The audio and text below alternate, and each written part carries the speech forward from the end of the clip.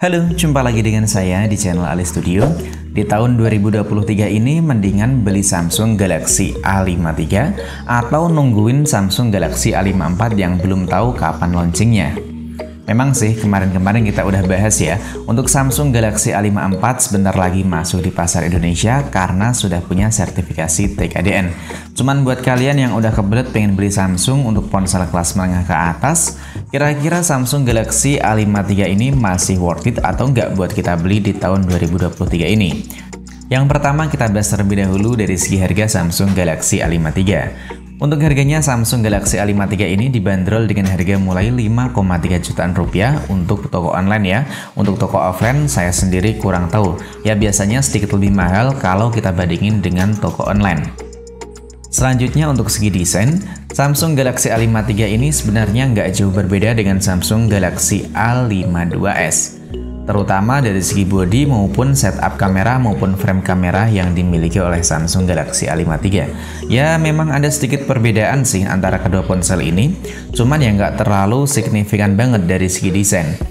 Karena ponsel ini masih tetap memiliki 3 setup kamera di bagian belakang, cuman untuk lubang kameranya itu dibikin sedikit lebih gede kalau kita bandingin dengan Samsung Galaxy A52s. Untuk backdoornya sendiri, ponsel ini terasa solid meskipun masih menggunakan bodi plastik atau polikarbonat ya.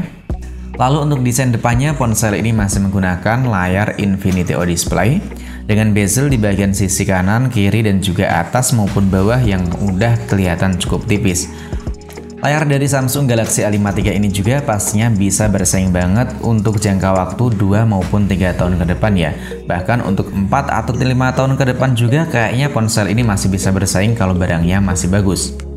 Karena untuk layarnya sendiri ponsel ini udah pakai panel AMOLED dengan ukuran seluas 6,5 inch. Ada juga refresh rate tinggi hingga 120 Hz dengan kerapatan 405 pixel dan sudah diproteksi dengan Corning Gorilla Glass 5. Dan untuk warna yang dihasilin itu emang adem banget di mata, apalagi kalau kita gunakan buat nonton video maupun dengerin musik nih ya. Nah, yang bikin saya kaget pada ponsel ini tuh kualitas audionya enak banget. Bassnya terasa, treble juga ada, jadi audio bagian atas dan juga bawahnya itu balance. Jadi untuk bagian atas dan juga bawah bass maupun treble-nya itu sama-sama enak. Volumenya juga sama-sama kenceng. Untuk sensor sidik jarinya juga udah cepet, dan tentunya ponsel dari Samsung Galaxy A53 ini sudah memiliki fitur NFC. Cuman untuk salah satu fitur yang absen dari ponsel ini pastinya tidak adanya jack audio 3,5 mm. Jadi kalian harus beli sendiri kalau pengen gunain jack audio 3,5 mm. Dari segi fotografi juga ponsel ini bisa kita andelin dengan 4 setup kamera di bagian belakang, dengan sensor utama sebesar 64 MP PDAF-OIS, 12 MP untuk kamera ultrawide, 5 MP untuk kamera makro, serta 5 MP untuk kamera depth sensor. Untuk kamera selfie-nya, Galaxy A53 punya resolusi sebesar 32 MP dan bisa menghasilkan perekaman hingga 4K 30 fps untuk kamera depan maupun kamera belakang. Dan untuk resolusi 1080 30 fps maupun 60 fps sudah dibekali dengan Gyro AIS. Jadi menurut saya pribadi nih ya, Galaxy A53 ini cocok banget buat kalian para konten kreator, apalagi yang suka vlog.